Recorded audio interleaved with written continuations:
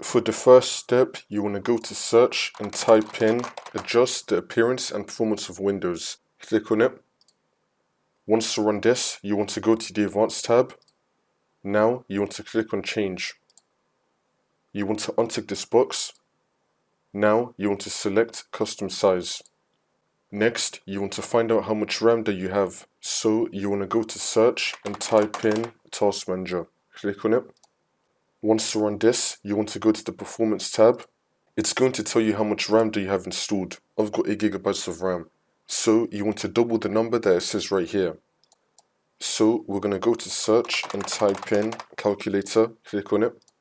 So first we're going to type in 1 GB of RAM, which is 1024 times. Now you want to double your RAM number. So for me previously, it said 8 GB of RAM, so now I'm going to type in 16. So you want to double your RAM number. For me it's going to be 16. So do 1024 times double your RAM number, and then click on equals. This is the number that I got. I'm going to type this number in both these boxes.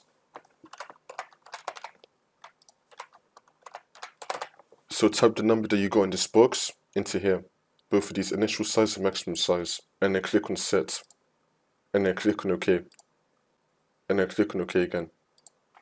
That's how you do it.